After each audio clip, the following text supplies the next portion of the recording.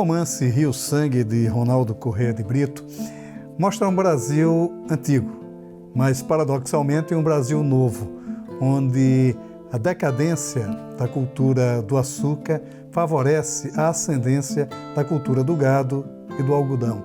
É um romance inquieto, onde a gente vai vendo a formação do caráter brasileiro a partir da sua crueldade. Um romance inquieto, um romance que se lê com tensão, mas com a pureza de quem narra muito bem os fatos, por mais tensos que eles sejam.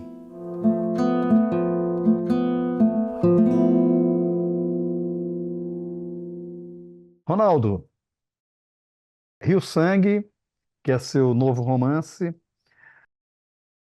ele tem uma estrutura interessante que me parece que foge um pouco do trabalho tradicional da sua literatura. Ele é um livro que você dialoga com mais profundidade com os mitos, né? Os mitos nordestinos, claro, é uma das tônicas do seu trabalho, mas você resgata muito os mitos mais ancestrais. Como é que foi o trabalho desse livro? Como é que foi a ideia de fazer esse livro? Como é que surge o Rio Sangue? Eu nasci numa fazenda do sertão do Ceará, numa região chamada Inhamuns, numa região à margem do Jaguaribe, do rio Jaguaribe, que é o maior rio seco do mundo, ou seja, não é um rio perene, é um rio que corre durante o período das chuvas com muita água e depois seca. Então, e a história desse lugar é a seguinte, é que os colonizadores portugueses que chegaram no Brasil, sobretudo na Bahia, em Pernambuco, na Paraíba, Alagoas era Pernambuco, né, você sabe, eles ficaram apenas no litoral. Capistrano de Abreu até dizia que a nossa história era uma história como o caranguejo arranhando a beira do litoral, tá entendendo? A areia do litoral não avançava. Até que acontece um fato, que é necessário alimentar a população que está crescendo. Surgem ideias de se criar grandes rebanhos e também de se plantar algodão.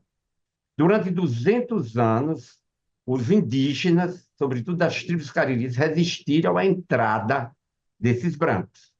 Mas um bandeirante paulista, Domingos Jorge Velho, junto com um pernambucano de Olinda, Bernardo Vieira de Melo, que ambos tinham acabado com a última resistência dos quilombos, lá em Palmares, eles, então, começam uma guerra que é chamada a Guerra dos 10 Anos, a Guerra... Tem vários nomes, e há quem chama até de a Guerra dos 100 Anos. E, então, os brancos, conquistadores, né, chamados colonizadores, entram nos sertões e chegam nessa nossa região dos Iamuns. As mais ilustres famílias são uma família de judeus espanhóis e portugueses, saídos dos engenhos de Tracunhaém e também de engenhos de Sirinhaém e de lá, de Penedo, em Alagoas. Logo na chegada, um sargento-mor, que era casado com com uma das mais ilustres filhas de um dos mais ilustres conquistadores, ele assassina a esposa. Assassina. Então, esse feminicídio, que me foi narrado quando eu era muito criança, me marcou muito profundamente. Muito, muito profundamente.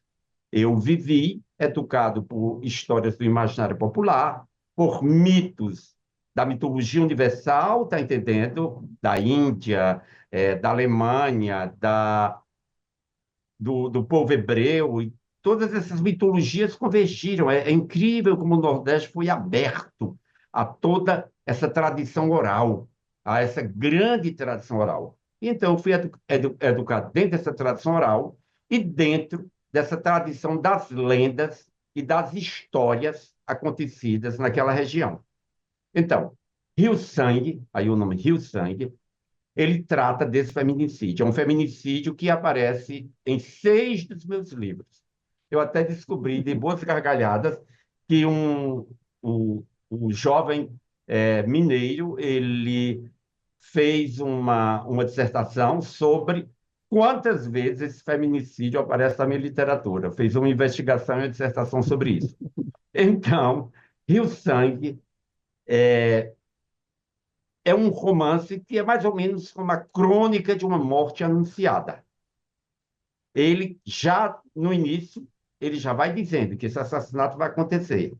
E você vai acreditando que não irá acontecer, os personagens vão se montando, vão se revelando, vão sendo construídos como o personagem João, a personagem Catarina, a que será assassinada, e você até o final imagina que não vai acontecer, e eu preciso então introduzir um outro narrador, porque há vários narradores dentro do romance, e esse narrador é que finalmente diz para o leitor, conta ao leitor como foi essa morte. É um livro também que, curiosamente, ele fala de um contraponto econômico aí curioso, que a gente poderia chamar de primeira decadência da cana-de-açúcar, Isso. né? Dos Essa engenhos de é açúcar. isso. De certa forma, uma ascensão econômica da cultura do couro, né? Isso. Quer dizer, como é que foi trabalhar esses dois elementos? Toda a minha vida eu pesquisei sobre isso, não é? Além de ter conhecido essa cultura, porque minha família, ela começa a deixar o campo quando foi introduzida a praga do bicudo. Nosso algodão concorria com o algodão da Califórnia, o algodão dos Estados Unidos, e ele já estava alcançando melhor qualidade. Nessa época, então, é introduzida a praga do bicudo, que destrói nossos algodoais. Nessa época, você veja, o Luiz Gonzaga até grava Ouro Branco, não é? Ouro Branco, larirararararara. Então, eu ainda, minha família, meus pais, ainda foram da época dos grandes rebanhos e das grandes plantações de algodão. Eu fui criado em fazendas completamente autônomas, como eram os ducados, os condados, os baronatos da Europa, entendeu? Na Idade Média. Nós produzíamos o que comíamos, o que vestíamos, está entendendo? E exportávamos o excedente. Mas, depois da Segunda Guerra, há a grande transformação, né? O campo que tinha 85% da população do país, ele começa a ser abandonado, até ser o que é hoje, uma periferia de cidade, não é? Onde residem 15% das pessoas, apenas 15% da população hoje habita o campo, não é? E no Rio de Janeiro nem campo existe mais. Então, é exatamente isso. Eu sou herdeiro, não é? Não sou herdeiro no nome dessa civilização do algodão e do couro, né, das grandes fazendas. E claro, eu fui educado nessa linguagem, não é? Por mais que eu seja um homem como Guimarães Rosa, médico, é, de uma formação culta, não é? Erudita, que esteve em grandes universidades do mundo, dando aula e como escritor residente, mas eu, na verdade, é, o meu imaginário é um imaginário muito alimentado por esse universo sertanejo, ou essa cultura brasileira, assim como Mário de Andrade foi alimentado por uma cultura brasileira, certo? Como o Macunaíma é um livro resultado de uma linguagem tipicamente do campo, das tribos indígenas. O personagem nasce aí. Então, digamos que eu ainda, nos meus 73 anos, ainda sou ligado a esse universo e não me desfaço desse conhecimento e dessa cultura. Pelo contrário, em Rio Sangue, eu cada vez a exalto mais e mostro o quanto as pessoas dominam uma cultura universal, na verdade, profundamente universal. É porque é interessante, você retoma alguns personagens que são que está muito entranhado, né? Na cultura, sobretudo do sertão. né? O Fabião das Queimadas, o E, Mão de Pau, né? e, Quer dizer, você também trabalhou com esses que não são mitos, o Mão de Pau é um mito, claro, é, mas o Fabião das Queimadas existiu, foi um personagem, né? Vivo. o personagem Fabião do romance, que na verdade era um escravizado, tá entendendo? E que também era um cara que cantava, que criava versos, e era analfabeto, mas que, graças à sua rabeca, ele e às suas composições, ele ganhou dinheiro para comprar a sua liberdade. Então, na verdade, eu busco matrizes fundadoras dos tipos brasileiros, está entendendo? Por exemplo, um dos caráteres principais da nossa formação é a imensa crueldade do nosso processo de, de colonização e escravização de indígenas e africanos, entendeu? Então, essa crueldade que ainda permanece, que você vê reflexos dela, por exemplo, na ditadura militar, nos golpes mais recentes, ela é do caráter brasileiro, ela é da nossa formação. Então, eu busco histórias, eu crio personagens, os personagens principais são construídos a partir de certos personagens históricos, entendeu? Reinventados por mim. Assim, vou citar Fellini, que dizia que eu trabalho com memória inventada. Então, eu também, a minha memória é uma memória inventada. Você não vai buscar provas históricas, embora eu trabalhe muito com documentos, eu faça muita pesquisa. Tá entendendo? Uma personagem incrível, Brice Manuela, é uma personagem do Recife, tá entendendo? Uma vítima do patriarcalismo, do machismo, da cultura opressora, tá entendendo? E é uma mulher que era libertária, que tentava ser emancipada e que termina os dias dela sendo presa, mas que no romance eu liberto. Eu acho que ela merecia realmente terminar de outra maneira. Então eu vou reinventando histórias de personagens que eu conhecia, que guardava de memória. Essa crueldade intrínseca, vamos falar assim, está muito presente na Anacleto, né? Anacleta, né? Completa. Que é uma de E no suas João, personagens. e no João, sobretudo. Sim, porque e há uma dicotomia aí curiosa, um contraponto curioso, que é o João e o irmão, né? O É, José, que foi forçado a ser padre, que também é uma forma de opressão, uma forma de crueldade, né? e, Quer dizer, como é que são esses dois personagens, sobretudo, esses dois irmãos? então, as grandes famílias, todas elas tinham um padre.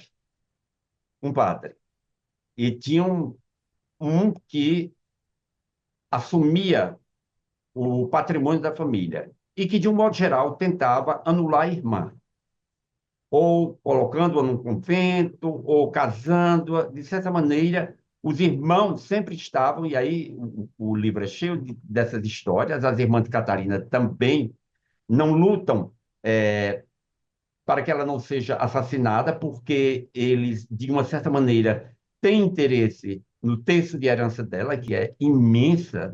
As propriedades eram incalculáveis, eram verdadeiros estados. E, então, essa crueldade, ela está nas mulheres, está no bispo, não é? Que lança um olhar libidinoso sobre João, não é? E, e que condena José a um celibato, o celibato da ordenação de ser padre, está entendendo? Mas que ele termina quebrando esse destino dele, embora também fraco, embora também um indivíduo, até um certo sentido, pusilânime, acovardado, medroso. E você vai encontrar força em algumas mulheres, sim, você vai encontrar uma força maior. Mas os homens ou têm essa grande marca de crueldade ou têm uma certa covardia, uma covardia traiçoeira, cruel, cruel também. Mas que acaba se dominando por um feitiço, digamos assim, no bom sentido da palavra, que é a sensualidade que há nas camadas populares, sobretudo nas mulheres. A felicidade, Páscoa, né? Que são mulheres que acabam tendo uma presença fundamental na vida desses homens e que acaba por manipulá-los, digamos assim, pela sensualidade, não é? Também há isso no romance, né? No caso de Páscoa, eu nem diria sensualidade, porque Páscoa é uma criança que é adotada pelo padre, é adotada, certo? E que é estuprada por ele assim que tem a menarca, menstrua pela primeira vez. Então, é um estupro, é uma violência, é um fato real,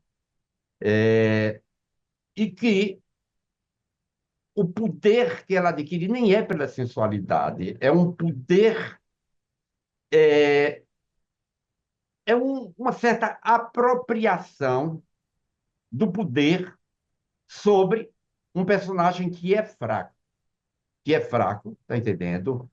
E que encontrou nela a possibilidade de viver a sua sexualidade de padre e ter com ela 10 filhos. Você está compreendendo? E então, o poder dela é o poder da maternidade, de gerar 10 filhos, homens e mulheres, de administrar a casa, de resolver grandes questões, grandes impasses, de assenhorar-se, tá entendendo? Porque no Ceará, por decreto da coroa, houve uma orientação, e da igreja também, que considerava que era aconselhável que os brancos colonizadores casassem com indígenas, mas não com negros, não é? Porque a igreja negou sempre que os negros tivessem alma. Era uma forma de justificar toda a crueldade da escravização. Então, inclusive Vieira, não é? Eu narro aí, eu relato o muito elogiado Antônio Vieira, tá entendendo? O padre Antônio Vieira, como foi que ele se posicionou frente à questão do negro no Brasil, da pior forma possível, entendeu? Validando a escravização. E aí, então, no Ceará, os casamentos entre brancos, homens brancos e mulheres indígenas, é assim, eu diria que foi numa incidência altíssima. Você, andando pelo Ceará, você vê claramente, entendeu, que nós somos um povo mestiço de brancos com indígenas. Houve uma orientação também de matar todos os homens, velhos, crianças, adultos, todos, e poupar apenas as mulheres para serem esposas. Não eram amantes, não há história de que sejam tomadas como amantes, para ser esposa. No caso do padre, ele não pode tomar Páscoa, do padre José, não pode tomá-la como esposa, porque ele mantém, como era costume naquela época, uma relação de mancebia, de amaziamento, está entendendo? Que era um costume muito assumido e muito, muito bem assumido aqui no Brasil. Então, ele se liga a essa indígena, mas ela é poderosa. Ela é profundamente poderosa. No meu romance Galileia também há um casamento desses, entre uma mulher descendente de índios e um homem branco, tá entendendo? E essas mulheres que eu conheci, muitas dessas histórias são mulheres de uma força, de uma de um quase de um heroísmo mesmo, entendeu? De uma coragem, elas terminam tomando a rédea da casa e do poder e do mando. A Tem- gente tem exemplos claríssimos desses, desde Nízia Floresta e por aí vai. Eram mulheres danadas. A Raquel de Queiroz uma vez me disse isso, né? Disse, minhas mulheres são danadas, né? E são as mulheres do Ceará, né? Agora, uma coisa que chama muito a atenção também no livro é o trabalho da linguagem, porque você, de certa forma, medeia as narrativas é, com o linguajar de quem a narra. Claro, tem o narrador onisciente ali em todo canto, mas ele varia de acordo com a linguagem, ele varia a linguagem de acordo com a narrativa, não é? Quer dizer, também como é que foi trabalhar essas várias linguagens, né? Que até o Zé Américo de Almeida chamava de a linguagem brasileira, né? Quer dizer, como é que foi trabalhar essa linguagem brasileira? Uma coisa que eu percebi e que era necessário fazer, e que foi uma coisa que sempre me inquietou, é que eu ia na casa do meu tio, o professor Zusa Bezerra, um homem cultíssimo, e tome fala complicada. Ia na casa do meu tio Pedro Brito, meu tio bisavô, e que linguagem. Mas eu ia na feira e falava com as pessoas. Na cozinha de casa, as pessoas falavam de outro jeito. Em cada lugar, falava-se de forma diferente. Nós não tínhamos uma uniformidade de língua. Manuel Bandeira até disse no poema dele, Evocação do Recife, língua certa do povo. Porque o povo é que fala certo o português do Brasil, ao passo que nós o que fazemos é macaquear a sintaxe lusíada. Então, Rio Sangue é um livro de muitos narradores. Eu quis, entendeu? Construir essa Babel de falas. E deixei, cada um fala ao seu modo. Eu deixei que as mulheres que eu ouvi na cozinha, da casa da minha avó, da casa dos meus tios, e que os meus tios, e que os meus parentes cultos, cada um falasse ao seu modo, entendeu? Cada um fala, cada um fala. De uma certa maneira, quem faz isso também, por exemplo, é William Faulkner faz. Então, os narradores, o narrador onisciente, e depois o outro narrador vai aparecer, e porque muitos narradores, de repente, tomam a narrativa, desembestam a narrativa e o narrador desaparece. Aí ele mais adiante reaparece, tá entendendo? O livro termina, por exemplo, com um narrador, um contador de história, porque havia contadores de história, homens do povo, mas de uma fala cultíssima, cultíssima. Como era cultíssimo um tocador de rabeca, que tocava na feira de Juazeiro, e de repente eu gravava e ia para Antônio Madureira e para Ariano Suassuna, dizia, que música é essa? Ele dizia, meu Deus, onde você arranjou isso? Em Juazeiro, com a rabequeira, Segalina. Isso é uma cantiga do rei Dom Afonso Sábio.